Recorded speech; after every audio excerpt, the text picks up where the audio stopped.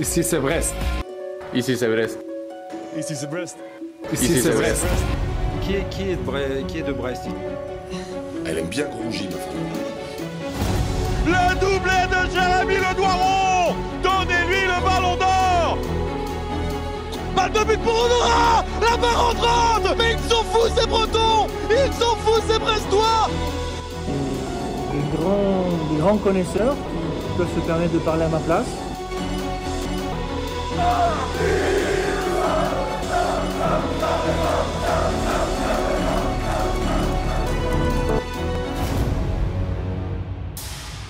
C'est bon d'aimer le stade brestois.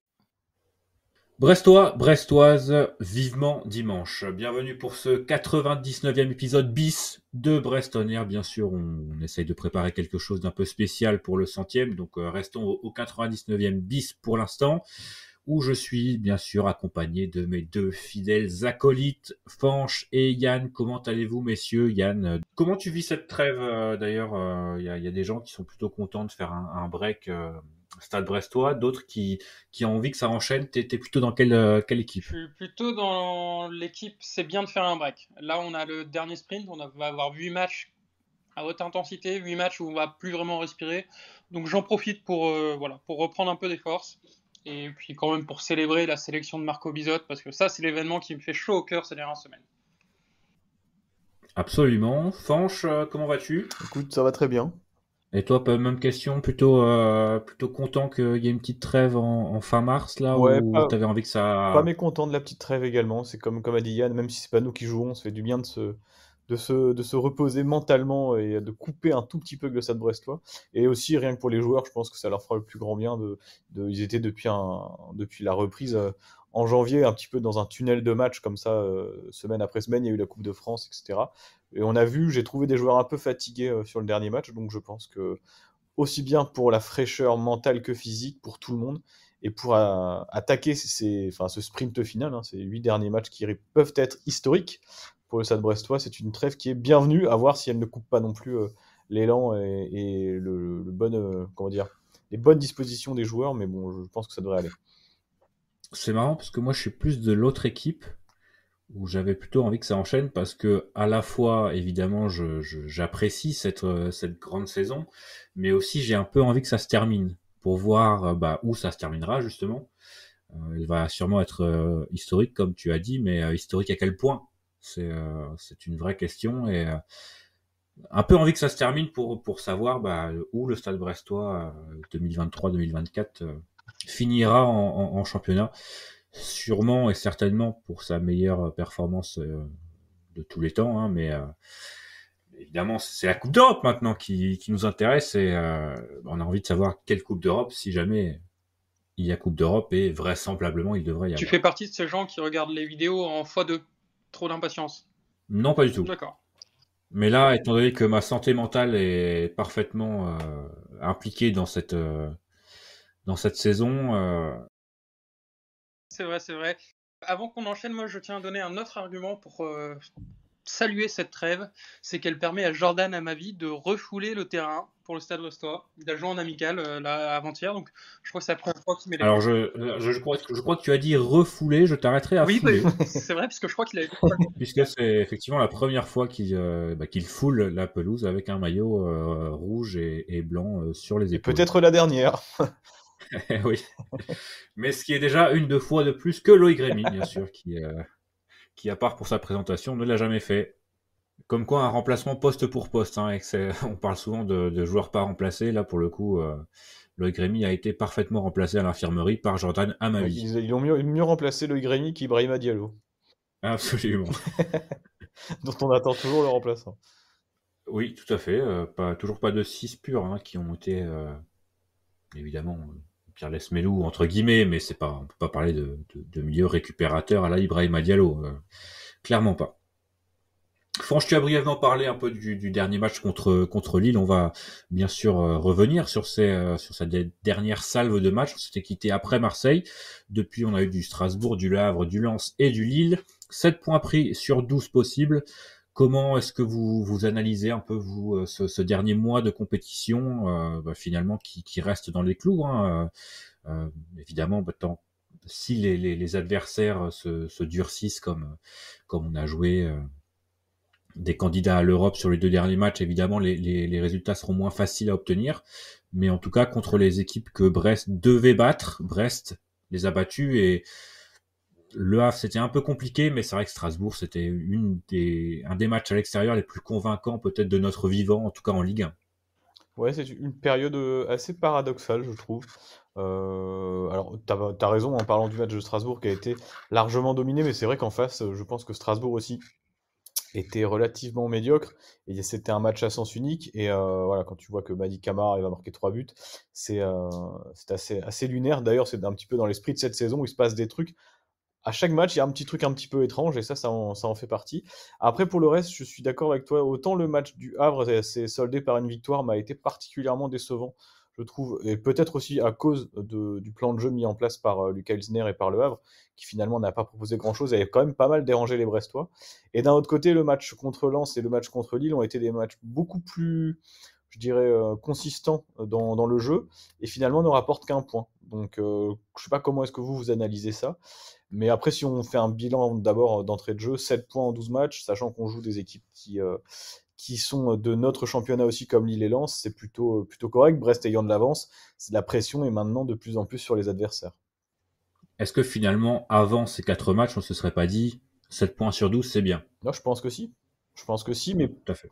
et peut-être qu'on aurait d'ailleurs pronostiqué ces résultats-là, avec la défaite à Lens, le nul contre Lille et les 2 victoires contre les adversaires inférieurs. Je remarque quand même que sur cette période, même si les résultats et le contenu, à part le match de Strasbourg, ont pu être un petit peu en deçà de ce qu'on a pu voir précédemment dans la saison, on est face à une équipe brestoise qui ne lâche rien, quoi qu'il arrive. Autant face au Havre, même si la prestation est moyenne, tu arrives à t'en sortir. Contre Lens, tu mérites certainement mieux sur l'ensemble de la seconde période. Et contre Lille, je trouve que Lille a été une équipe très très convaincante à Leblé, vraiment une très belle équipe collectivement et individuellement aussi avec des joueurs qui sont de haut niveau. Une équipe encore engagée en Coupe d'Europe, hein, qui a des ambitions certaines. Et pour autant, Brest s'est accroché, a réussi à égaliser, et le match nul est somme toute logique. Mais voilà, je pense que c'est bien dans ce sens-là d'être revenu au score juste avant la trêve, parce que si tu enchaînais 2 défaites consécutives, tu pouvais commencer à gamberger. Là, voir que tu arrives à faire 2 matchs vraiment consistants et cohérents face à 2 grosses équipes, ça donner aux joueurs encore plus de confiance pour la suite. Et un bon match nul contre Lille également pour empêcher Lille de prendre 3 points sur Brest. Oui, c'est important, oui.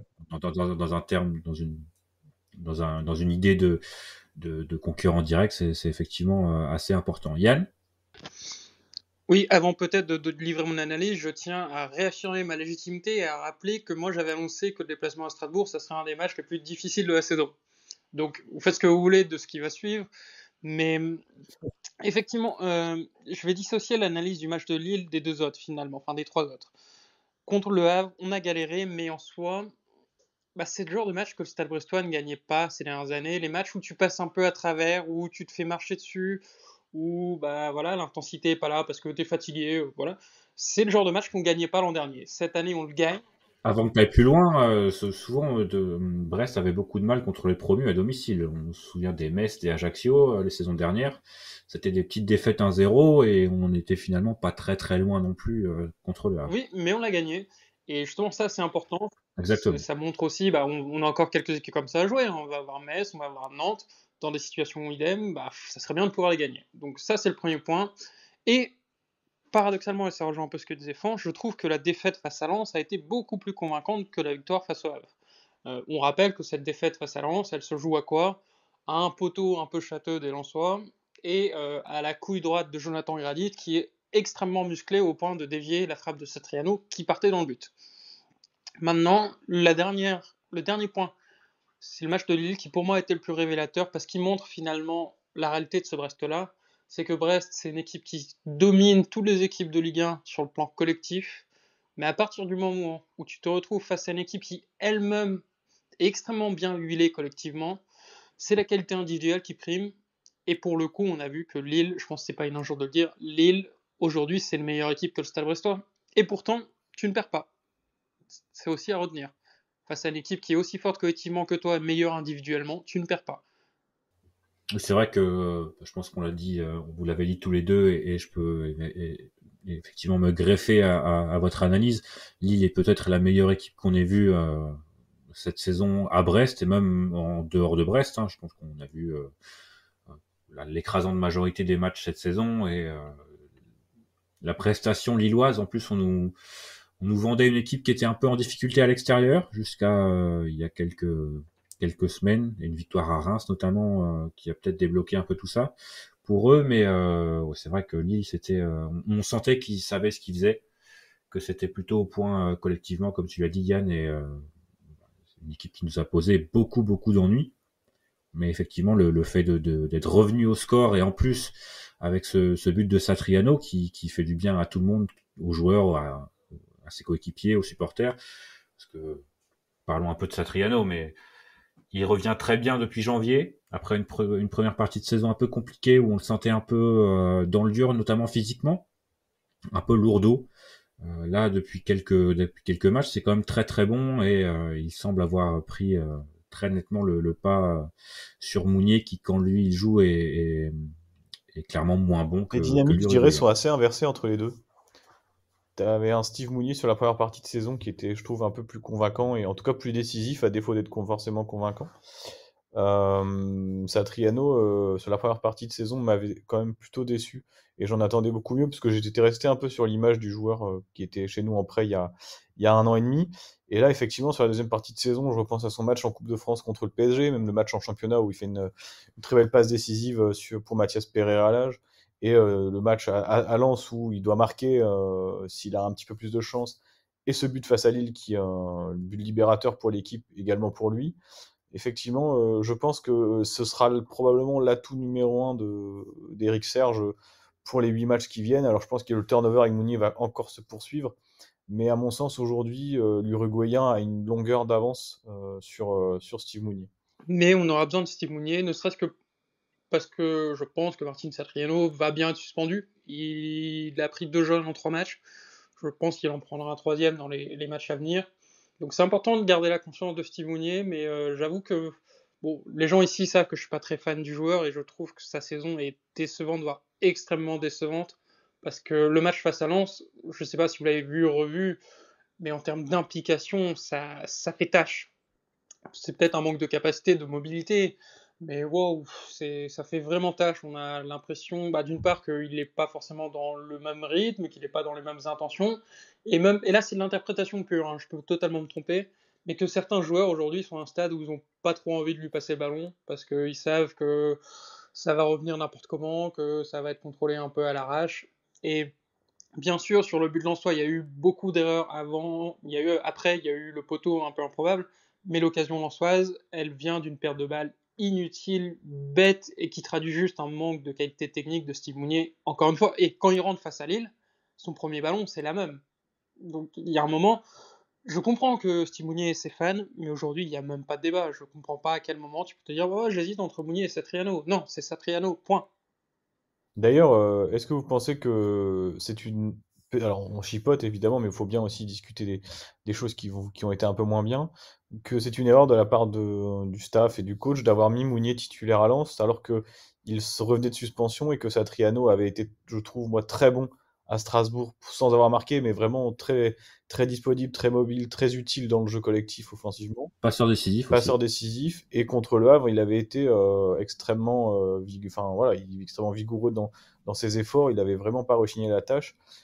J'ai pas trop compris ce changement, cette titularisation de Steve Mounier qui descendait un peu de la lune à mon sens. Je sais pas comment vous l'avez perçu, mais à mon avis, il a pas gagné des points à Bollard ce jour-là. Si je me trompe pas, Eric Roy l'a expliqué, tout comme la titularisation de Le Doiron, par des choix tactiques, la volonté d'aller jouer les ballons aériens notamment, et Lens n'a pas du tout joué ce jeu-là. Donc à la limite, si c'est un choix tactique où tu dis on a envie de jouer de cette manière, je peux comprendre. Si c'est un choix sur la forme, ça m'interroge, parce que en plus, on dit que Satriano fait beaucoup d'efforts, c'est vrai, mais sauf le match contre Lille, j'ai jamais eu l'impression qu'il était cramé. Après, il a quand même eu des crampes après le but. Donc, Oui, c'est ça, je dis en dehors du match contre Lille, cette saison, je l'ai jamais vu cramé, parce que déjà, il a très peu joué 90 minutes. Oui, je pense qu'il est assez frais, et effectivement, de toute façon, c'est pas le genre de mec à vouloir sortir parce qu'il est cramé. Donc, je pense qu'il peut faire 75 minutes à fond et il y a désormais, comme on les appelle, les finisseurs qui rentreront après. Mais de toute façon, en termes de qualité footballistique, il n'y a pas tellement photo entre les deux joueurs et désormais, je pense que moi, je suis pas tellement d'accord avec toi, Fanch, sur le fait que le turnover va continuer. Désormais, tu peux pas vraiment te passer de tes meilleurs joueurs dans le sprint final. Je pense que tous les essais effectués cette saison vont amener à moins de turnover parce que désormais on a des certitudes sur les formes des joueurs, les formes actuelles, ce qui a marché, ce qui marche davantage actuellement. Et je pense qu'avec Satriano, ça marche beaucoup mieux qu'avec Steve Mounier, même si de temps en temps on retrouve un peu des phases de jeu où les joueurs pensent être avec Steve Mounier et se retrouvent avec Satriano. Donc c'est vrai que les centres, c'est un peu moins intéressant. Tout ce qui est ballon, davantage aérien, c'est un peu moins intéressant.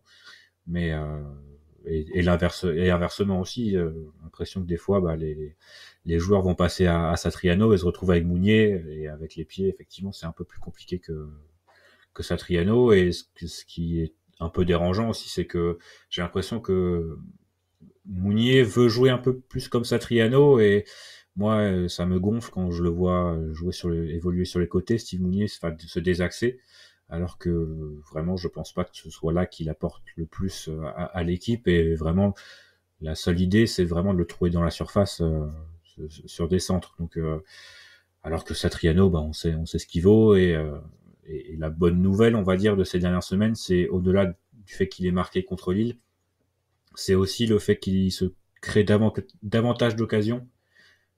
C'était un des points négatifs de cette première partie de saison, où vraiment, à la fois, on le sentait en difficulté dans le jeu, mais aussi, il se procurait très très peu d'occasions.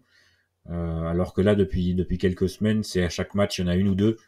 Donc on sentait qu'à un moment donné ça allait payer, et que les buts allaient le but déjà, les buts on l'espère allaient arriver, alors que pour Steve Mounier c'est un peu la tendance inverse, avec de moins en moins d'occasions, on va dire, au fil des rencontres. Déjà contre Marseille il y en avait eu très peu, contre Lens quand il a joué c'était il y en a peut-être pas eu une, d'ailleurs, puisque c'est à partir du moment où le Doiron et lui sont sortis que ça a commencé à se décanter côté brestois. Donc vraiment, comme tu l'as dit, Fanch, à juste titre, deux courbes qui sont totalement inversées entre les deux joueurs, un peu comme en première partie de saison, où finalement la courbe Mounier allait beaucoup plus haut et celle Satriano perdait de la valeur. Donc c'est un peu la dualité des attaquants brestois en cette fin de saison. Et par contre, content que pour Satriano, évidemment, c'est vraiment et je pense que tout le monde était heureux pour le joueur, parce que je pense que il personnifie un peu la mentalité brestoise, et tout le monde sera d'accord pour le voir rester davantage que cette saison au Stade Brestois. Tout à fait.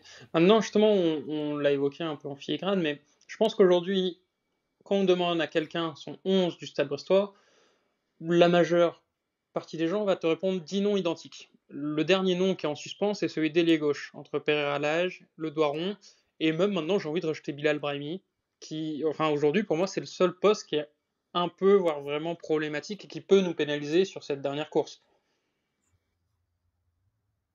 C'est vrai qu'on n'arrive pas à trouver le joueur qui, aussi bien que ce soit Mathias Pereira Lage ou Jérémy Le Doiron, qui s'impose et qui fasse absolument taire toutes les formes de critique, parce que l'un comme l'autre, et pourtant je pense que Mathias Pereira Lage a une petite longueur d'avance cette saison, manque je trouve je sais pas comment vous dire ça, mais de corps et de consistance dans leur match. Ils disparaissent trop, tous les deux, pendant de longues périodes, parfois dans le match. Et ce qui fait que, offensivement, parfois, on est un petit peu timide et timoré. Et effectivement, Yann, tu parles de Brahimi qui pourrait entrer en jeu, mais je le trouve meilleur lorsqu'il rentre en jeu que lorsqu'il a très rarement débuté, mais en Coupe de France, ça avait été le cas, où je l'avais pas trouvé vraiment dans l'esprit collectif. Alors je sais pas si le faire débuter serait forcément une bonne idée, mais pourquoi pas après tout? Pourquoi pas? Parce que autant le Doiron, qui est en perte de vitesse totale depuis le début d'année 2024, ou Mathias Pereira, qui a beaucoup enchaîné, beaucoup joué, ne me donne pas forcément une pleine et entière satisfaction. Donc effectivement, on pourra reparler de Del Castillo plus tard, parce que c'est un petit peu finalement la même chose, dans une moindre mesure, parce qu'il a quand même eu des performances de très haut niveau cette année. Mais c'est finalement toute la ligne offensive depuis quelques semaines qui est moins percutante. Et d'ailleurs, heureusement que les milieux sont extrêmes, et Pierre Lesmelou en tête, sont extrêmement habiles offensivement et marquent beaucoup de buts, parce que si on devait faire l'addition des buts marqués par les joueurs offensifs, ça serait quand même assez faible sur les 36 buts marqués. Il faudrait qu'on regarde, mais je pense qu'il y en a au moins bien une bonne quinzaine, vingtaine inscrits par des milieux défenseurs. Ouais, mais par contre, je pense qu'on a très peu de buts où c'est les milieux qui font tout de A à Z. Typiquement, le but de Lesmelou contre le Havre, c'est Pereira Lage qui a la passe. Le triplé de Camara, c'est à chaque fois soit des latéraux, soit des offensifs. Enfin, on n'est pas non plus avec des milieux qui jouent tout seuls et qui font tout. Même si pour moi, on a un des meilleurs milieux de Ligue 1, il ne marche pas tout seul, ce milieu. Et c'est pour ça que moi, j'ai tendance à trouver des gens très critiques sur Del Castillo qui, certes, ne statent plus autant qu'avant, mais qui, je trouve, est très utile dans l'animation et qui libère énormément de place, notamment pour Mady Camara. Il y a une entente entre les deux qui est absolument fascinante à voir, d'autant plus vu du stade, on ne s'en rend pas forcément compte à la télé. Avec Kenny Lala aussi rajouté. Et avec Kenny Lala, qui de toute façon, je pense que Kenny Lala, tu le mets qui tu veux en face de lui, ça se passera bien. Mais voilà, moi je défends Romain Del Castillo malgré le manque de stade. Après, on va dire qu'il est plus inconstant, Del Castillo. Il n'est pas foncièrement mauvais, hein, parce qu'il y a toujours ces petits éclairs de génie technique qui sont assez uniques finalement dans l'équipe. Hein. On a assez peu de créateurs offensifs de ce talent dans l'équipe, pour ne pas dire aucun. Peut-être qu'Amaury Doumbia, quand il est là sur le terrain, peut faire des choses pareilles. Mais clairement, par la passe, par le dribble, il y a presque que lui qui peut débloquer une situation, même sur les coups de pied arrêtés. Mais c'est vrai qu'on voit aussi davantage des erreurs. Hein, déjà, à partir du match contre Clermont, c'était pas top. Mais là, contre Lille, c'était un peu compliqué aussi. Contre Lens, c'était pas tip top, mais effectivement, de toute façon, il est indéboulonnable sur son poste, déjà parce qu'il y a assez peu de concurrence. Brahimi, quand il rentre, c'est plutôt à droite, mais on peut pas sortir Del Castillo pour Brahimi. Plutôt à gauche, oui. C'est pas possible. Non, il rentre à droite, Brahimi. Okay. Il rentre à droite parce qu'il est gaucher, il aime ça, rentrer intérieur. C'est pour ça que j'ai du mal un peu à le voir en tant qu'ailier pur côté gauche. Mais finalement, est-ce que pourquoi pas un petit Camori côté gauche? Est-ce que ça vous semble plausible? Bah, honnêtement, Camori, j'ai de plus en plus de doutes. Je pense qu'il est rincé par la CAN, mais ses diverses entrées ne me convainquent pas du tout. Et finalement, là, le match contre Lille me fait un peu taire parce que, mine de rien, c'est lui qui trouve une passe de génie pour Kenny Lala. Mais en vérité, on regarde le but. Ok, la passe, c'est du génie, mais c'est l'effort de Kenny Lala qui est incroyable parce que c'est un peu un ballon de merde en vérité. C'est mon avis. Après, les appels amènent les passes. Oui, toujours. C'est vrai. Et la passe est faite correctement. Ça, il n'y a aucun souci. Mais j'avoue que j'ai de plus en plus de réserves sur Amaury Doumbia. C'est-à-dire, en dehors de son quadruplé contre Lorient et de sa très bonne rentrée face à Montpellier à l'aller, est-ce que c'est vraiment... Je pense que c'est un très bon joueur, mais est-ce que c'est un joueur qui s'intègre bien dans le projet brestois aujourd'hui, notamment sur ce que Brest veut faire avec le ballon? Je sais pas. J'ai des doutes. Non, ça reste un bon joueur, mais effectivement, il y a peut-être un petit souci physique depuis son retour d'Afrique. Et de toute façon, on va le voir très rapidement dimanche, bien sûr, contre son adversaire préféré en Ligue 1, j'ai envie de vous dire. Est-ce qu'il est convoqué avec le Bailly en ce moment ou pas? Oui. D'accord. Je sais pas, du coup ça aurait été bien, pour lui ça aurait été profitable, je pense, qu'il souffle un petit peu. Je suis d'accord avec Diane, à mon avis, la CAN, parce que finalement je crois que de mémoire il rentre de la CAN après son élimination en quart ou demi-finale, et il enchaîne contre le PSG 3 jours après, donc très peu de temps pour se poser, et bah voilà, quand les joueurs, on sait, quand les joueurs enchaînent si régulièrement, surtout qu'Amaury Doumbia reste encore un très jeune joueur, bah, physiquement ça peut commencer à coincer, et puis d'autant plus qu'il ne faut pas perdre de vue une chose qui peut paraître un petit peu anecdotique, mais c'est qu'on a quand même eu un automne et un hiver relativement pluvieux à Brest, et je pense que de s'entraîner tout le temps sous la pluie sur des terrains gras, etc., ça demande plus d'énergie que lorsqu'il fait extrêmement beau et sur des billards, comme ça peut être le cas, je sais pas, dans le sud de la France. Donc les joueurs physiquement sont un peu entamés et je pense que lui c'est le cas. Mais je suis assez d'accord avec Yann sur les quelques doutes qu'il émet sur Kamori Doumbia. Je pense que c'est un très bon joueur effectivement techniquement, mais peut-être pas encore un joueur totalement terminé. Dans son apprentissage tactique notamment, parfois il est un peu perdu, il veut faire des trucs qui sont très bien, mais ça rentre pas forcément dans ce que le jeu demande à ce moment-là. Et c'est d'ailleurs pour ça, je pense, qu'il n'a pas davantage de temps de jeu. En revanche, il y a un autre joueur milieu de terrain qui, je pense, mériterait peut-être un peu plus de temps de jeu en ce moment. C'est Jonas Martin, que j'ai trouvé plutôt intéressant sur sa titularisation à Strasbourg, que j'ai beaucoup aimé. Et depuis, m'a pas déçu. Je trouve que lui aussi monte en puissance. Je sais pas ce que vous en avez pensé, mais peut-être à la place. Alors c'est très dur, hein, et Yann avait raison tout à l'heure en disant que le milieu de terrain brestois était probablement le gros point fort de cette équipe. C'est difficile de sortir un Magnetti ou un Camara, certainement pas un Lesmelou non plus. Mais Jonas Martin, je trouve bonne alternative au milieu de terrain. Oui, et de toute façon, il va jouer, puisque Pierre Lesmelou sera suspendu contre Lorient. Ah oui, putain, c'est vrai. Dans tous les cas, mais par contre, c'est vrai que c'est un débat qu'on se posait. Je trouve que depuis début 2024, Jonas Martin n'a pas fait une mauvaise rentrée, ni même une mauvaise performance. Et parfois même, c'était bon, voire très bon. Et à l'inverse, il y a un autre joueur qui était exceptionnel en première partie de saison, mais qui là marque un peu le pas, mais en même temps, il reste très bon. C'est Ugo Magnetti. Je pense que physiquement, ça commence à piocher un peu, et c'est normal, parce qu'il a tellement joué, que par exemple, contre le Lille, j'aurais pas été surpris, j'aurais même été assez partisan de mettre Jonas Martin titulaire à la place d'Ugo Magnetti, parce qu'en plus, il y a le cheat code Jonas Martin contre un ancien club. On a vu cette saison, ça marche très bien. Mais voilà, mais attention, je veux pas dire que Magnetti c'est la cata ou qui descend. C'est juste là, je trouve que Jonas Martin mérite de jouer plus. En plus, il le revendique, mais il a assez raison de le faire, je trouve. Et bah Magnetti en ce moment, voilà, il pioche un peu, mais bon, avec la trêve, les deux seront en forme et les deux seront contre l'Orient. Donc voilà, j'ai eu des. Alors juste Oui, clairement, en fait, il y a beaucoup de joueurs qui nous ont habitués à tellement belles performances que dès que c'est un peu moins bien, C'est ça, en fait, on est un peu sur leur dos, on critique, mais en fait, c'est pas, ça reste largement au-dessus de tout ce qu'on pouvait avoir ces dernières saisons.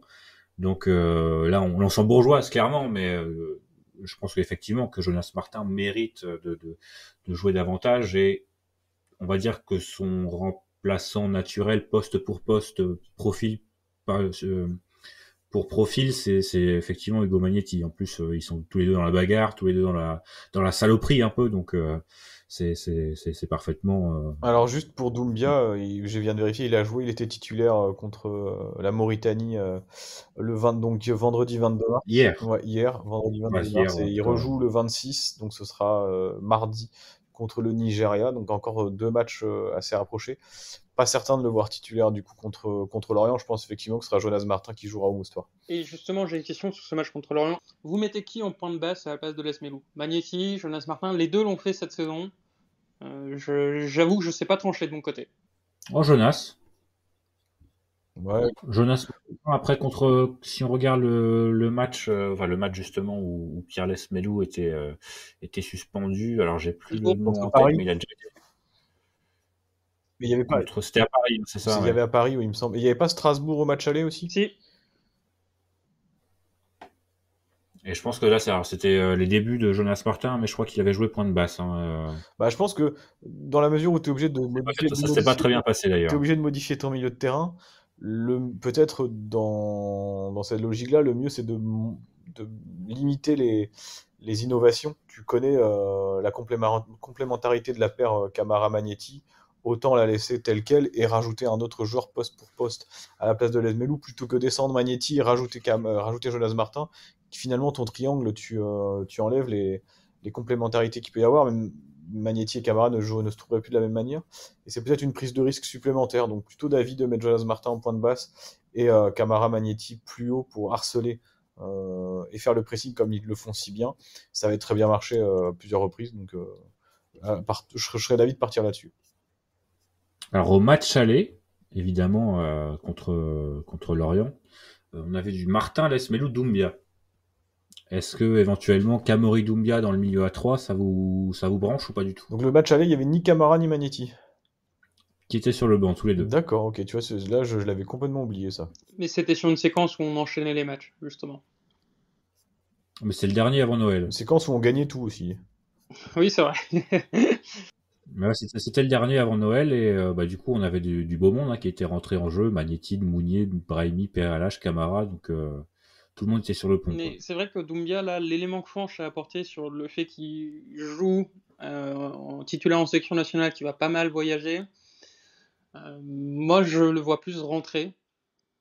Et finalement, j'ai bien aimé la configuration dans laquelle on a fini contre Lille.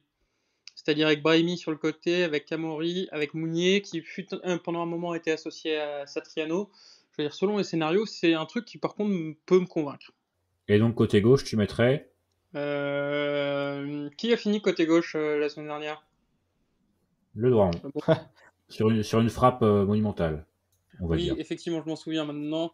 Mais attention, hein, je précise, je disais que c'est pour finir un match. Par exemple, un match où tu dois courir après le score, moi ça me va bien. On l'a vu aussi en Coupe de France, Brest a essayé le 4-4-2, ça n'avait pas trop mal marché. C'est une possibilité qu'on a maintenant pour démarrer contre Lorient.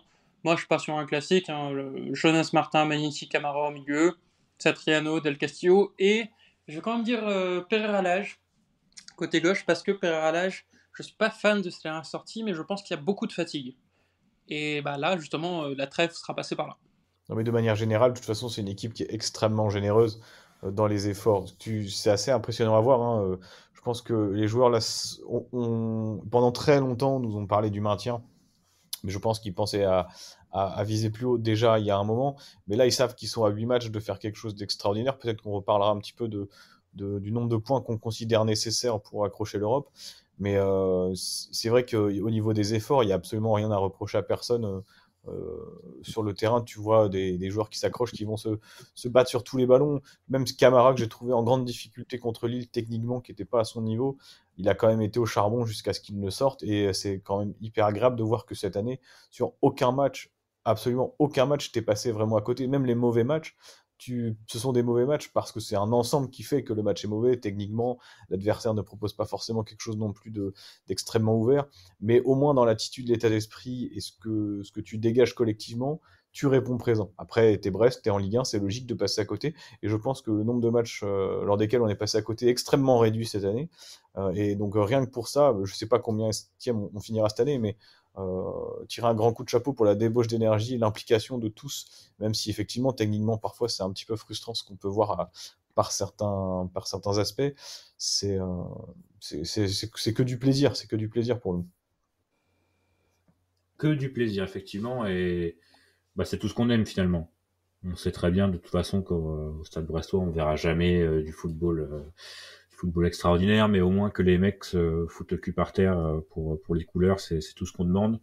Et aujourd'hui, c'est peut-être une des équipes qui représente le mieux la ville de Brest et les Brestois, outre, en tout cas en Ligue 1, puisqu'il y a quelques saisons, une équipe qui est restée dans les mémoires également, mais vraiment que du plaisir cette saison. Que du plaisir et du stress, mais du stress positif. Mais que du plaisir, et aussi que du plaisir de voir qu'ils en sont récompensés. C'est tout bête, mais Les Melou qui est élu meilleur joueur du mois de février par la LFP, Bradley Loco qui va visiblement jouer les Jeux Olympiques, Marco Bizot qui revient en sélection 3 ans après l'avoir quitté. Enfin, voilà, ils font leur performance et ils sont récompensés. Et ça fait extrêmement plaisir. Et là, je suis obligé de parler de Marco Bizot. Les gens un peu fainéants qui analysent le Stade Brestois disent ils sont très bien classés parce que Marco Bizot fait une super saison. Je suis un peu circonspect, c'est-à-dire que pour moi, la meilleure saison de Bizot, c'est la saison dernière. Cette saison, il n'y a pas énormément de matchs où je me dis si c'est Couder à la place de Bizot, on perd. Par contre, le match contre Lille, je connais pas beaucoup de gardiens avec qui tu gagnes ce match-là. Le match qu'il fait contre Lille, ça nous rappelle que intrinsèquement, c'est Bizot, notre meilleur joueur individuellement, et qu'on peut compter sur lui sur ce sprint, et ça le ramène dans la sélection avec les Pays-Bas. Bon, a priori, il jouera pas, mais putain, ça fait chaud au cœur pour lui, et ça fait chaud au cœur aussi pour Brest. Ça montre que c'est pas parce que tu viens à Brest que tu disparais, en fait, que tu peux toujours avoir une visibilité, que si tu travailles, tu seras récompensé. Et voilà, moi, je serais très très heureux de voir Marco Bizot aller à l'Euro, déjà pour lui, et puis même pour ce que ça représente. C'est quelqu'un qui quitte un club qui est européen, l'AS Alkmaar, pour venir dans un projet un peu douteux à Brest. il a eu raison, il avait tout à perdre et bah, là il est en train de tout gagner. Est-ce que vous pensez Et que ça finalement, peut- c'est un peu l'histoire de beaucoup de ces joueurs qui rejoignent Brest. Même Bizot en lui-même l'a dit. Il a dit que Brest avait le potentiel pour jouer le milieu de tableau, mais jamais il ne s'attendait à jouer les premiers rôles et éventuellement la Coupe d'Europe.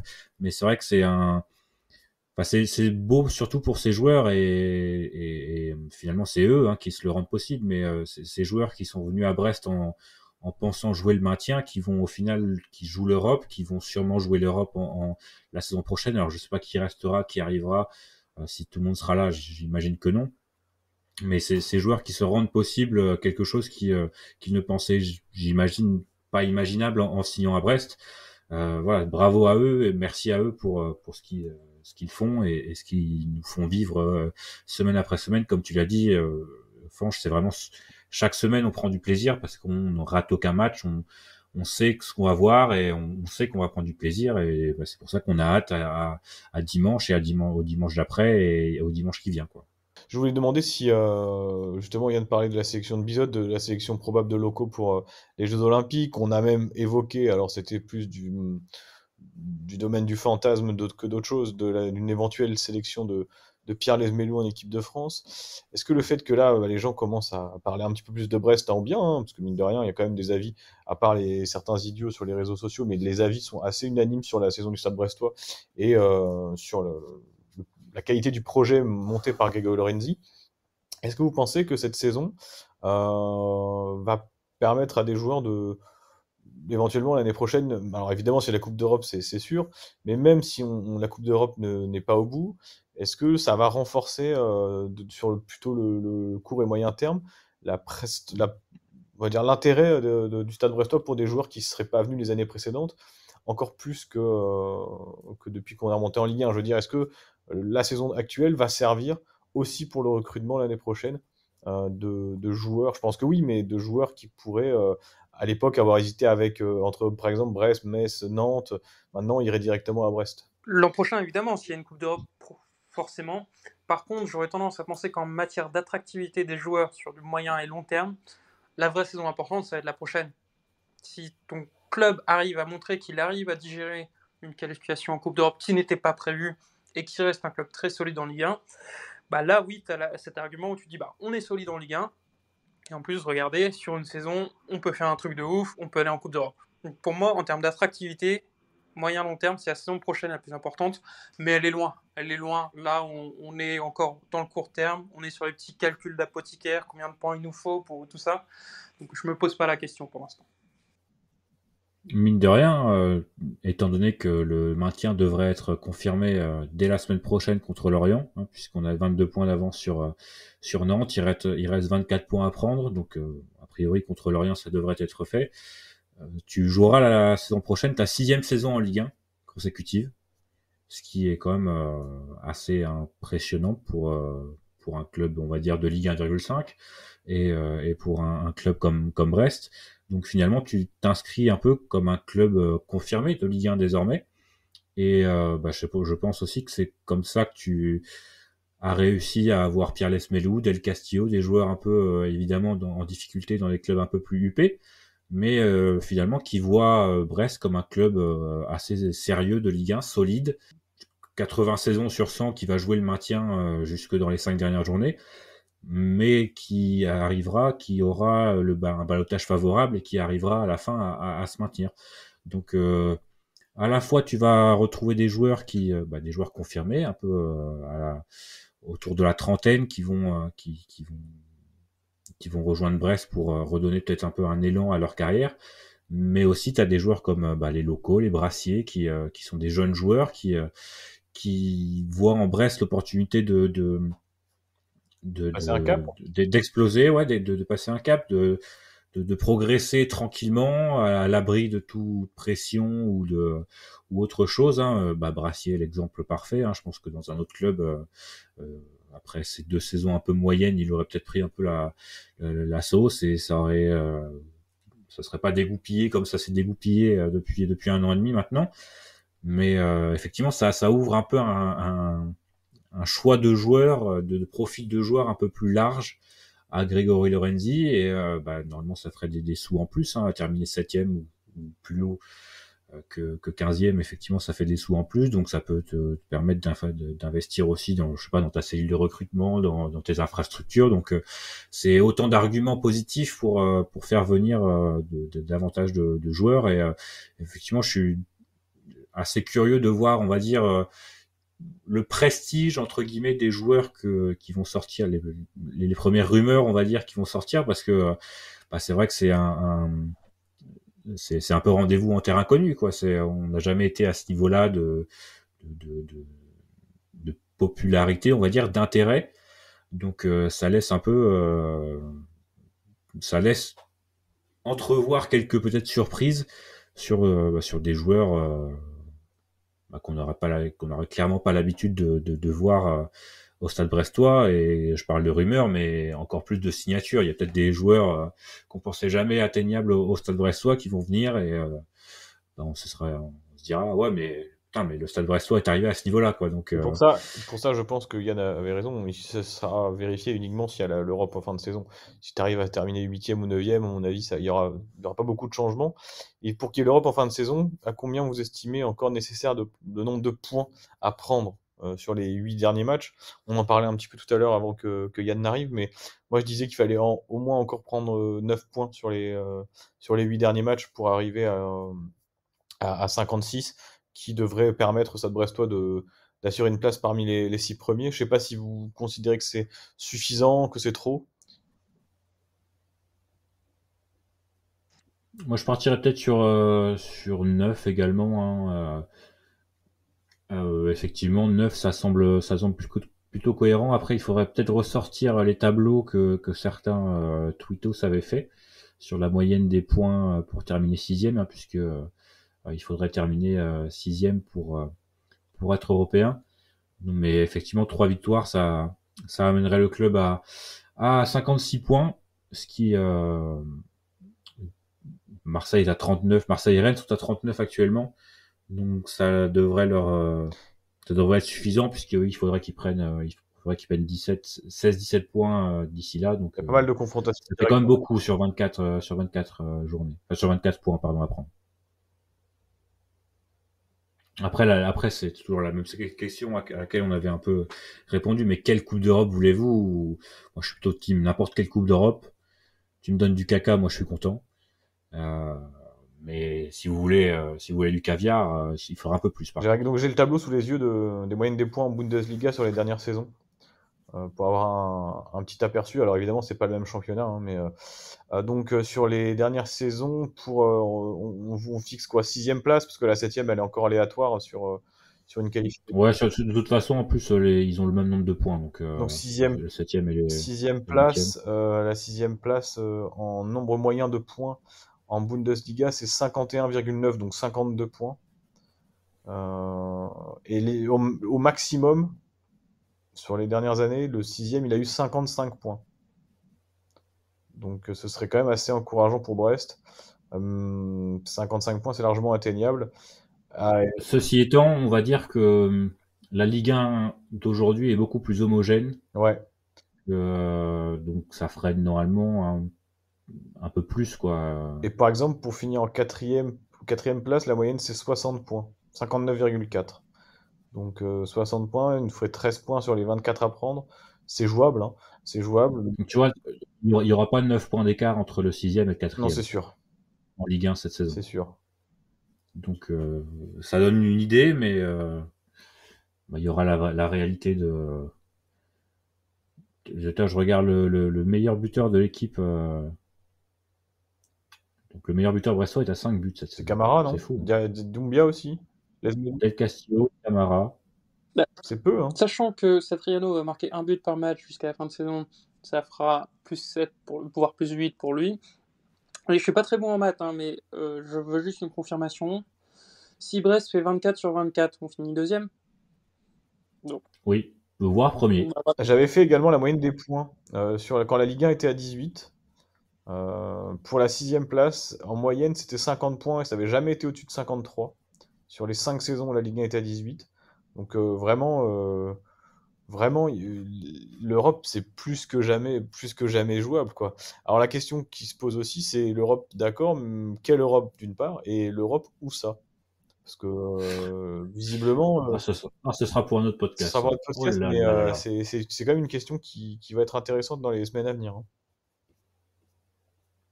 Alors, moi, je pense vraiment que les dirigeants vont tout faire et la mairie même va tout faire parce que déjà, il y a le coût d'aller ailleurs qui devrait être astronomique, hein, si jamais Brest venait à devoir jouer ailleurs, que déjà, il y aurait personne dans le stade ou pas grand monde. Mais en plus, pour envoyer les partenaires, pour envoyer tout ce qui est prestations et tout ça, ça doit coûter une blinde. Louer éventuellement le stade. Et j'imagine que Brest, enfin que Denis Le Saint, comme n'importe quel autre supporter du Stade brestois, même un tantinet supporter, suiveur du club même, veut voir la Coupe d'Europe un jour à Brest. Et voilà, je pense pas que ce soit une éventualité de jouer ailleurs qu'à Brest, vraiment. À moins que il faudrait vraiment que l'UEFA soit chiant sur les tribunes tubulaires, mais pas à nous, messieurs. Non, pas parce nous. que pour connaître un peu l'UEFA et leur mode de fonctionnement, ils sont plus attachés à l'esprit des règles qu'aux règles. Et la règle qui interdit les tribunes tubulaires, c'est plutôt dans l'esprit, on interdit, sinon il y a des clubs qui vont monter une tribune en 3 mois parce qu'ils jouent subitement la Coupe d'Europe, comme ça ils sont une masse de rentrée, il n'y a pas les normes de sécurité. Là, les tubulaires à Brest, elles sont là depuis 10 ans, on sait que c'est pas du temporaire, donc dans l'esprit de la règle, c'est conforme. Maintenant, on n'a pas le détail de tous les points, c'est pas le seul a priori, mais bon, moi je décide de faire un peu comme les dirigeants brestois, même si je pense qu'ils ont tort de le faire, de dire on finit la saison et on verra après. Mais moi, je suis que supporter, donc je peux me permettre. Après, j'imagine que eux, ils sont pas dans cette. Oui, j'imagine qu'ils sont pas non plus dans cet esprit total. Je pense qu'ils sont plutôt dans on finit la saison et on communiquera après. Oui, parce qu'il y a aussi cette dimension. Mais j'imagine qu'ils sont sur le si dossier. Si tu fais là. des travaux pour rénover ton ancien stade, et qu'en même temps, tu annonces que tu construis un nouveau stade, c'est certain qu'en termes de com, tu dois être assez équilibriste. Parce que, par contre, je les vois venir, hein, c'est gros. Mais c'est pas parce qu'on fait des travaux pour accueillir la Coupe d'Europe à L'Oblé qu'il faut abandonner le nouveau stade. Ça, peu importe les résultats sportifs, ça reste la priorité pour la survie du club. Il faut le rappeler et on aura sûrement un épisode dédié dans les semaines, mois à venir. Mais voilà, je tiens à préciser, la question du stade est finalement assez décorrélée de celle du nouveau stade. Fange, tu as un avis peut-être sur la question ? J'en parlais, moi je vous demandais si vous étiez parti, enfin si la Coupe d'Europe ailleurs qu'à Brest ça vous intéressait. Moi honnêtement, voir Brest jouer la Coupe d'Europe à Rennes ou à Nantes, franchement aucun intérêt. Je pense que ce serait une galère terrible et ça nous gâcherait complètement la saison prochaine. Donc j'espère que le stade fera tout, enfin le club fera tout et la mairie feront tout leur possible pour que le Stade brestois puisse jouer à domicile ces matchs de Coupe d'Europe et encore une fois, si seulement la Coupe d'Europe est au programme. Si c'est pour aller jouer ces matchs à Nantes ou ailleurs, moi je n'y vois pas vraiment d'intérêt. Même si il y aurait quand même les déplacements, choses comme ça, mais il n'y aurait pas le parfum Coupe d'Europe et je trouve que ce serait un vrai gâchis et même pour les joueurs mériteraient de jouer les matchs de Coupe d'Europe à L'Oblé. Ce serait dingue. Ce serait peut-être la seule fois de notre vie d'ailleurs. Alors si on devait le vivre par procuration, pour moi ce serait une énorme déception, mais je peux pas y croire. Je trouve que dans la communication du club et des dirigeants, l'Europe, il y a les joueurs qui en parlent un petit peu plus. Il y a Eric Roy qui parle du fait d'aller voir le plus haut possible. Mais Après, même tu vois, même pour les dirigeants, c'est rendez-vous en terrain inconnu actuellement. Bien sûr, mais pour les dirigeants, je trouve qu'il n'y a pas forcément. Alors, est-ce que c'est je sais pas, dans le bon sens de se dire, bon, pour l'instant, on ne parle pas d'Europe parce qu'il n'y a rien qui est fait. Voilà, mais je trouve pas un enthousiasme débordant. Même au stade, hein, je trouve que l'ambiance, elle est bien. Mais on a eu des ambiances à Francis Deblé qui étaient meilleures que ce qu'on est en train de vivre en ce moment, à mon sens. Le Brest-Valenciennes, bien sûr. Bien sûr. Non, mais des matchs où tu vois, t'accrochais le maintien. Alors peut-être que ça viendra sur les derniers matchs de la saison. Mais peut-être un peu rabat-joie. Mais c'est vrai qu'on a eu des ambiances qui ont pu être. Ça n'a pas aidé non plus, hein, les fermetures de tribunes, ce genre de choses. Il y a quand même eu 3 fois la RDK fermée cette année. Mais sur les derniers matchs contre Lille ou Le Havre, c'était un peu moyen, on va dire. Le Havre, c'était un peu mou du genou, effectivement. On a attendu le temps additionnel pour que ça y aille un peu. Il y a quand même un point aussi qu'il faut garder à l'esprit, c'est que nous, tous les trois, on est sur la même vision. On sait Coupe d'Europe et on l'a déjà dit, s'il faut descendre, on descend. Mais c'est loin d'être le cas, en fait, pour avoir pas mal discuté avec des gens qui sont notamment en tribune Arkea. Eux, ils sont très heureux, le Stade Brestois est maintenu. Et forcément, ils prennent ces matchs un peu pas à la légère, mais ils se disent bah c'est que du bonus. Et c'est pas dans ces conditions-là que tu es amené à te dépasser. Donc ça, il faut le garder à l'esprit. Nous, ici, on est entre nous, on a le même point de vue, mais c'est loin d'être le cas majoritaire à Brest. Et on avait fait un sondage dans ce sens-là, c'était du 50-50. Après, au fur et à mesure que ça devient la réalité, je pense que de plus en plus de gens ne voient plus ça comme du bonus et voient désormais ça comme un objectif. Après, effectivement, c'est un processus et ça va pas passer de ce 50 à 100 en une semaine, mais de plus en plus de gens, je pense, visent l'Europe. Et de toute façon, il y a une émulation globale autour du Stade Brestois cette saison. Même moi, quand je demande aux gens si l'année prochaine, s'il y a Coupe d'Europe, ils prennent un maillot avec le petit logo Coupe d'Europe à côté, sur le côté de la Manche. J'ai pas eu une réponse négative pour l'instant, et pourtant j'ai demandé à une bonne trentaine de personnes. Donc, je pense qu'il y a une émulation globale et tout le monde se rend compte que ce sera peut-être qu'une seule fois dans notre vie. Donc, effectivement, l'idée serait pas de la rater. Et encore une fois, c'est ce qui rend un peu la saison stressante. Si jamais on se disait que l'année prochaine, Brest va jouer l'Europe aussi. Je suis d'accord avec toi, Quentin, sur le côté stressant.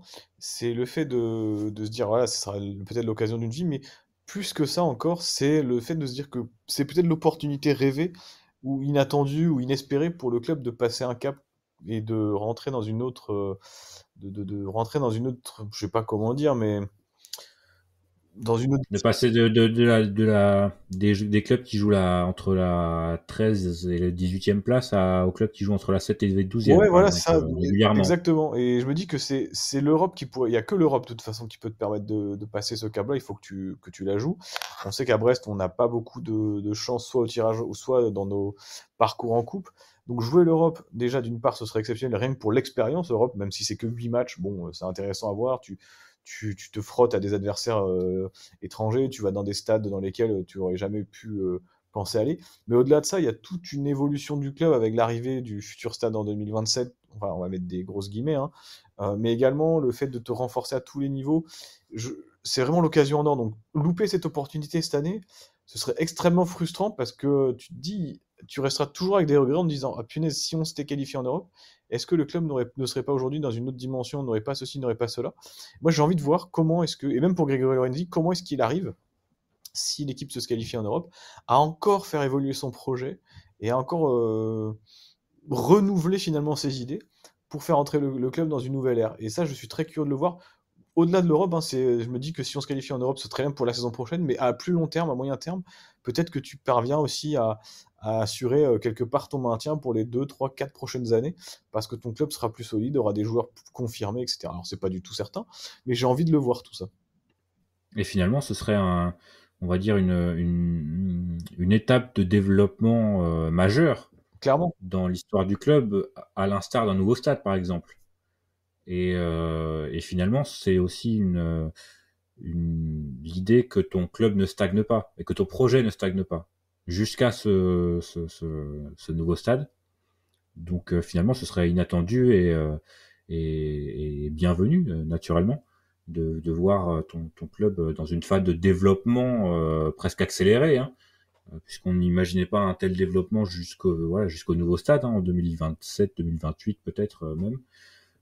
Donc effectivement, jusqu'au nouveau stade, on ne s'attendait pas à grand-chose et cette saison, finalement, moi je suis plus d'avis de dire Coupe d'Europe ou pas, parce que finalement ça reste une saison historique et ça ancre le club encore plus davantage en Ligue 1 et ce statut de club, on va dire confirmé de Ligue 1 se confirme saison après saison.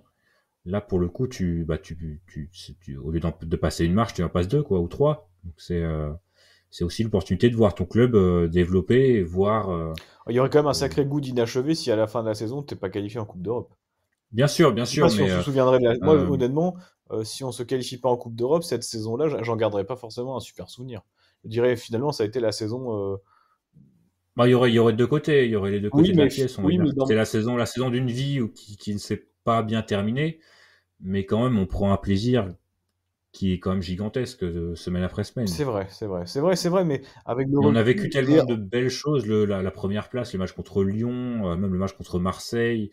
Il y a tellement eu d'émotions positives cette saison. Ouais, mais ce serait un peu le coureur, tu vois, qui fait une étape incroyable, qui lâche tout le monde et qui se fait rejoindre sur la ligne, qui... Vainqueur d'étape en haut du Tourmalet pour abandonner 2 jours plus tard. Par exemple.